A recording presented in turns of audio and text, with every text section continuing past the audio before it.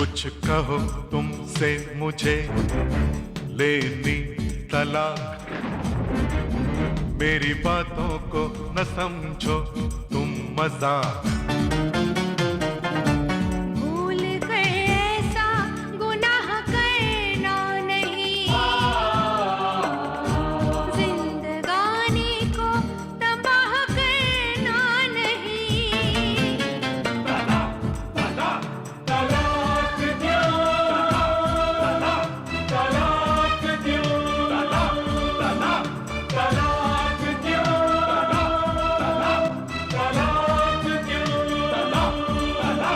तलाक दो, तलाक दो, तलाक दो।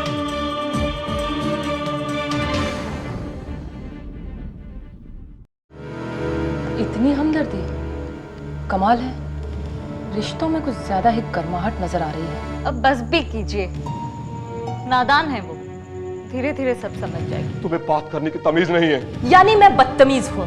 तुम एक रईस बाप की बिगड़ी हुई औलाद हो। एक बात और कान खोलकर सुन लो, अगर आइंदा से तुमने किसी बच्चे की बात की तो मैं कुछ कर बैठूंगी, समझे तुम? यहाँ रहते रहते तो मेरा फिगर ही खराब होता जा रहा है। लगता है मुझे जिम ज्वाइन करना पड़ेगा। लेकिन जिम ज्वाइन करने की क्या जरूरत है? मैं पापा से कह के यही सामान मंगा लेती हूँ, घर में ही जिम बन जाएगा। पापा को कॉल कर। सपना, सपना भाभी की तबीयत अचानक खराब हो गई है।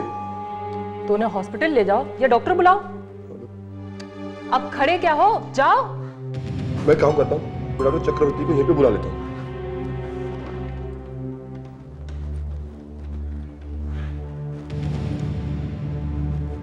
हेलो, डॉक्टर चक्रवर्ती जी मैं दर्शन बोल रहा हूँ, दर्शन अरोड़ा जी। भाभी की तबीयत अचानक खराब हो गई है, आप जल्दी से आ जाइए प्लीज। हाँ, थैंक यू।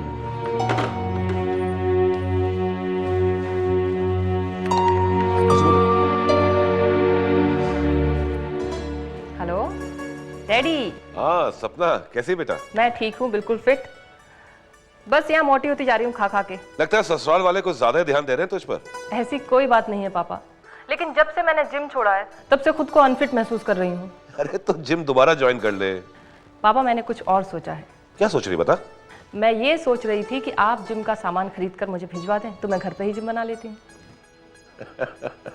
अच्छा ऐसा कर, तू यहाँ आ जा और अपने साथ जिम का सारा सामान खरीद के खुद ही ले जाना। हाँ ठीक है पापा, मैं आती हूँ। कितने देर में आ रही बेटा? बस आधे घंटे में पहुँचती हूँ। अच्छा ठीक है, जल्दी आ। Okay bye. ओके।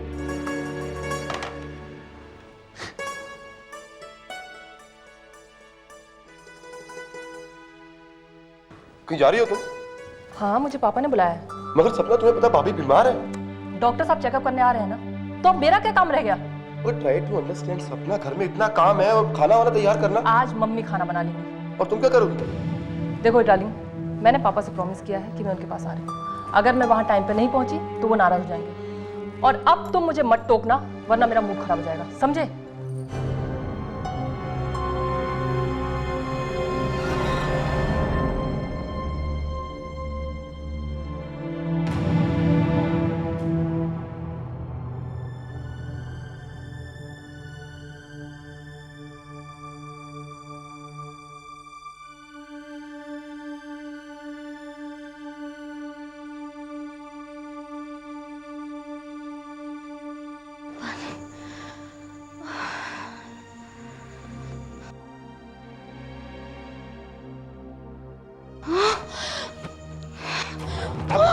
भाभी ठीक तो?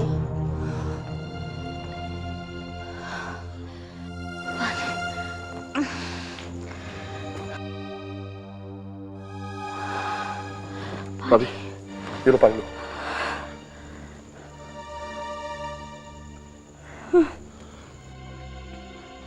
तुम ठीक तो हो भाभी?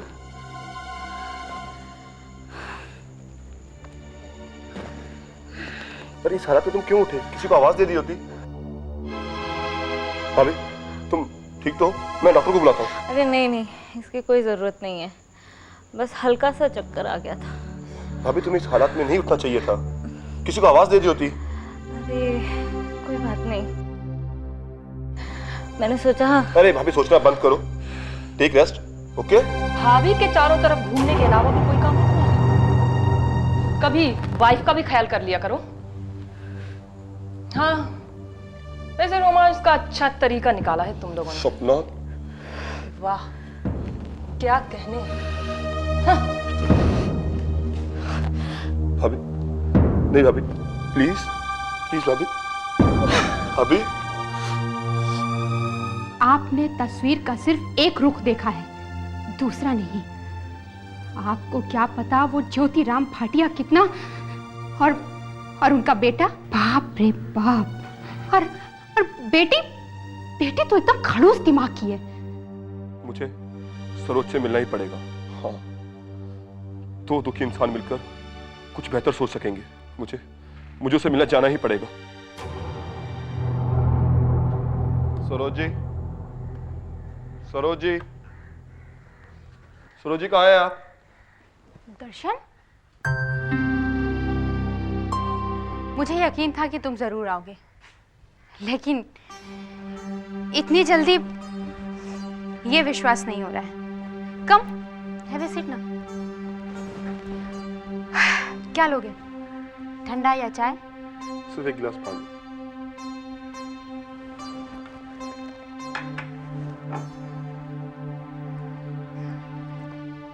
शायद अब आपको तस्वीर का दूसरा रूप दिखाई देने लगा है। यस, आपने जो कुछ कहा था वो सब सच होता जा रहा है। काश उस दिन मैंने आपकी बात मान ली होती। दर्शन, हम लोग के साथ भी ऐसा ही हुआ था।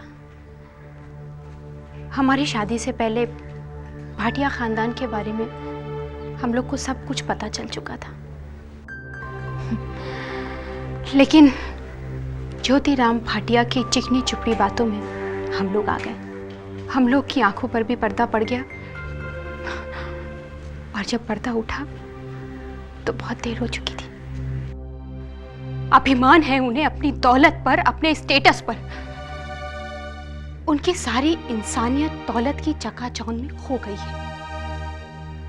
पता है, गैर क्या, उनके खुद के रिश्तेदार भी उनके सामने कोई अहमियत नहीं रखते हैं।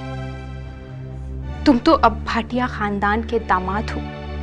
अब तो तुम्हें पता होगा ना कि तुम्हारा उस खानदान में कितना सम्मान होता है। मैं उस खानदान की बहू थी। पता है उन लोगों ने मेरे साथ क्या सलूक किया? देखना चाहते हो? ये देखो।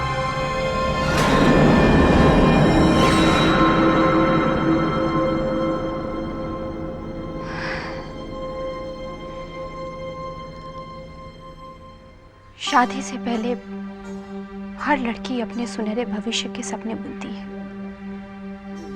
मैंने भी बुने, मैं भी उनमें से एक थी।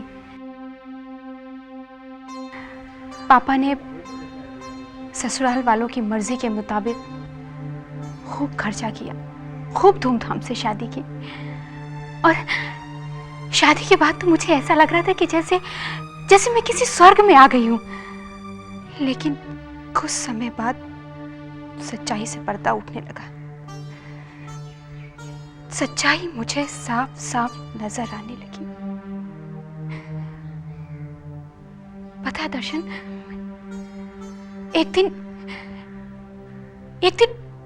मेरे पेट में बहुत जोरों का दर्द हो रहा था, और मैं बस थोड़ा सा आराम करने के लिए लेट गई, और मेरी आंख लग गई। अचानक सरोज, क्या है? सोने के अलावा कोई काम है तुम्हें? सुबह से मेरे पेट में बहुत दर्द हो रहा है। फिर वही बहाने, शायद बिना बहाने तुम्हें रोटी हजम नहीं होती है। आपको तो बहाना ही लगता है। ये हमारे दर्द की बुरा हाल हो रहा है। हम दर्द तो दूर की बात, चैन से लेटने भी नहीं देते। वैसे भाभी तो सुबह से ही सो रही है। कितनी तबीयत खराब है, सुबह से तुम्हें कितनी बार बोल चुकी हूँ। मैं कोई डॉक्टर नहीं हूँ। डॉक्टर नहीं हो तो डॉक्टर को बुला तो सकती थी ना। देखो भाभी, अब मुझ पर रौब जमाने की जरूरत नहीं है। रौब जमाने वाली कौन सी बात है? मैंने तो बस तुमसे इतना कहा। कैसे तूने? ये तेरी नौकरानी है। आप लोग लोग हमेशा लड़ने के मूड में क्यों लगे रहते हो? जब देखो तब दिमाग सातवें आसमान। तू मत बोल, चल चल के खाना बना, चल। आप भी कमाल करते हो। मुझे इतनी ज्यादा प्रॉब्लम हो रही है, खाना नौकर लगा देगा। नौकर बाजार गया है। सपना, इतना काम तो तुम खुद भी कर सकती हो ना। कर तो सकती हूँ, लेकिन भैया तुम्हारे हाथ का लगा हुआ खाना ही खाना चाहते हैं। देख, बहुत जोर की भूख लगी है, चल चल उठ, जल्दी कर। देखिए प्लीज आप तो कुछ सोचिए। अगर तू मुझे रोटी नहीं दे सकती तो फिर शादी क्यों की तूने मुझसे? कैसी पत्नी है, पति भूखा है और पत्नी आराम फरमा रही है। देख, मैं कहता हूँ उठ, तू उठती है या फिर? देखिए मेरी हालत ठीक नहीं है। मैं कह रहा हूँ खड़ी हो, चल।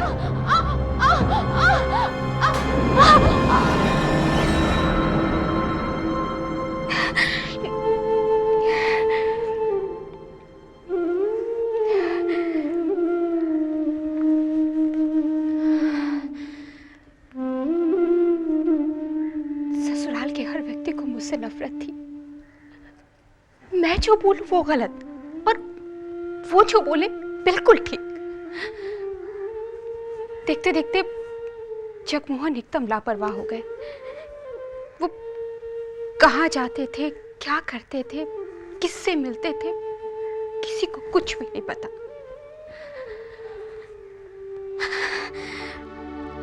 एक दिन जब रात के 11 बजे मैं उनका इंतजार कर रही थी तो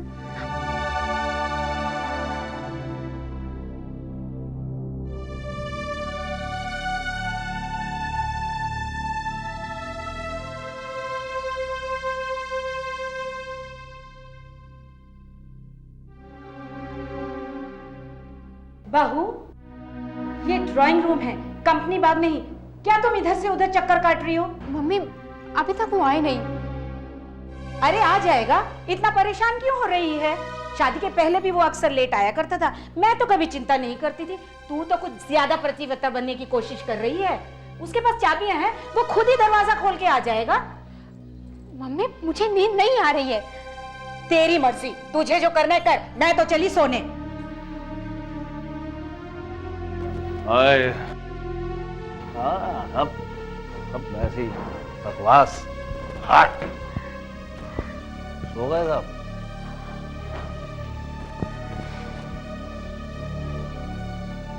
टाइम पता है क्या हो रहा है?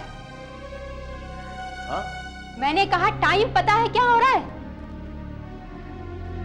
हाँ 11 बजे है, क्या हुआ? 11 बज गए और आप बोल रहे हैं कि क्या हुआ? और ये क्या है? लिसन, देख, मुझे इस तरह के सवालों से सख्त एलर्जी है।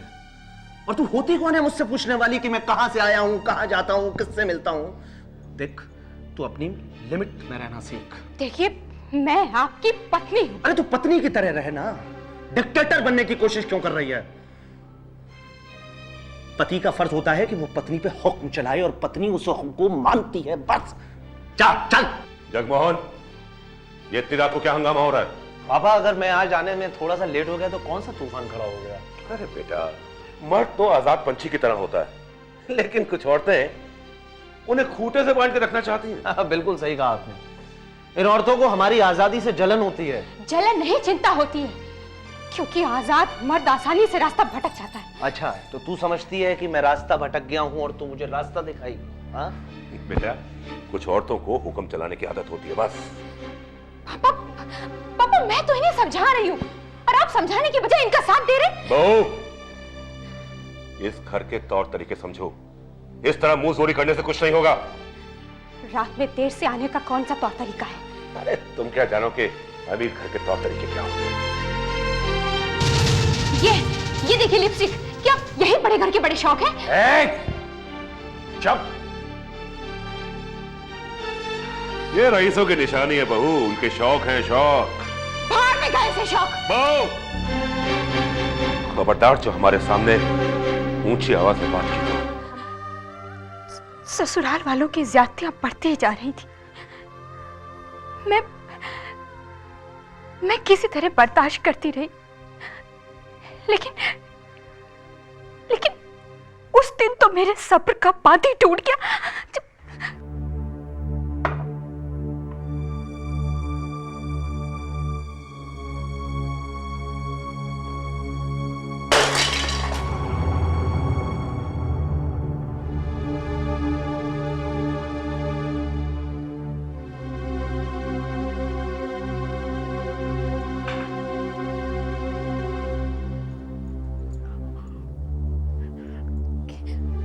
देखो खबरदार, मुझे मारना नहीं, प्लीज प्लीज प्लीज मारना नहीं। बस मत कर। तूने आज 20,000 का एंटीक पीस जो मैंने बाहर से मंगाया था तूने तोड़ डाला। ये तो आप अपने आप ही वहीं टूट गया, मैंने जानबूझ के थोड़ी तोड़ा है। प्लीज देखो देखो देखो, मुझे मारना मत, मुझे मारो मत, प्लीज मुझे मत मारो। पापा जी पापा जी पापा जी, मुझे बचा लो पापा जी प्लीज। अरे तुम दोनों मियां बीवी के बीच बोलने वाला मैं कौन हूँ? ये तुम्हारा आपसी मामला है, मुझे सुलझा लो। छोड़ दो, मुझे छोड़ दो।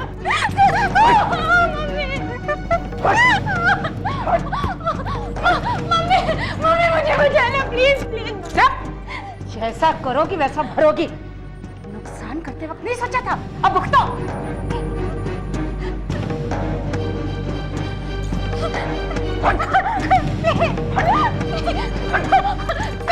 सपना मुझे बचा लो प्लीज, अपने भैया से मुझे बचा लो। अब बड़े भैया को मैं कैसे समझा सकती हूँ? भाभी आप प्लीज मुझसे दूर हो जाओ, भैया का सारा गुस्सा मेरे ऊपर ना निकालिए। देख तुझे आज कोई नहीं बचा सकता। इस घर में या तो तू रहेगी या फिर मैं रहूंगा।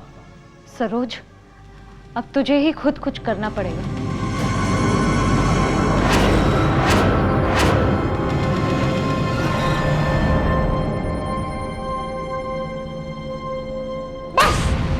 बहुत हो चुका, अब मैं बताती हूँ कि हाथ उठाने का अंजाम क्या होता है। अरे क्या करेगी तू?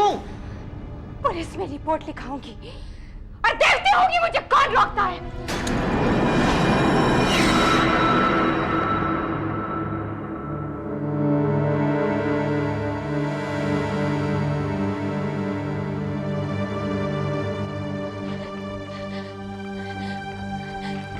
इंस्पेक्टर साहब मुझे अपनी रिपोर्ट लिखानी है। मेरे हस्बैंड ने मुझे बहुत मारा है, बहुत पीटा है मुझे, और मेरे सास ससुर नन सबने मिलके मुझे बहुत पीटा है। आपके साथ में बहुत ज्यादती हुई है। अच्छा ये बताइए कि ये आपके साथ लोगों ने पहली बार किया या इसके पहले भी?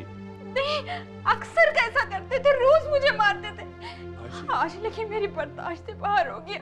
प्लीज आप मेरी रिपोर्ट लिख लीजिए। ठीक है, आप ऐसा कीजिए, वहाँ हवलदार है, आप रिपोर्ट लिखवा दीजिए। जाइए प्लीज जाइए।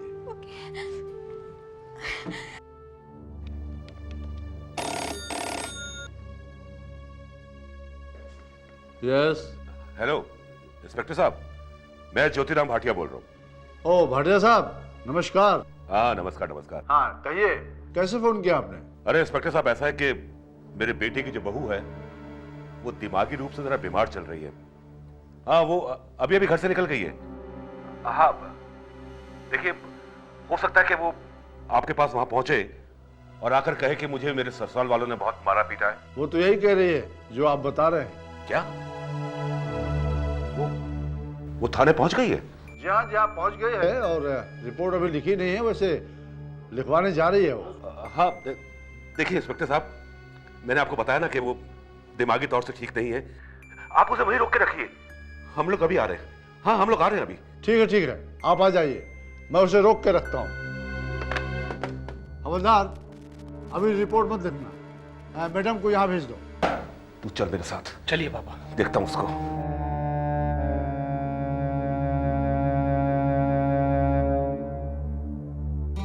कमीनी पता नहीं क्या गुल खिलाएगी। तुम फिक्र मत करो मम्मी, इंस्पेक्टर पापा के दोस्त हैं और वो सब संभाल लेंगे। जी बैठिए ना, बैठिए बैठिए तो सही। जी क्या हुआ?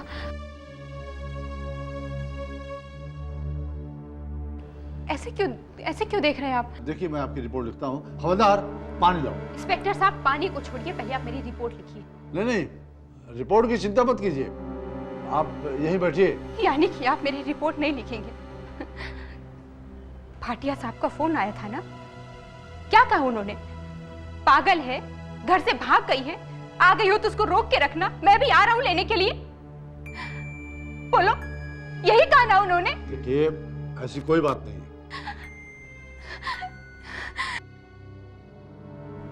नहीं इंस्पेक्टर, मैं पागल नहीं हूँ, सब झूठ कहा उन्होंने। ना मैं सिर्फ फिरी हूँ, ना मैं पागल हूँ, ना मैं भाग के आई हूँ।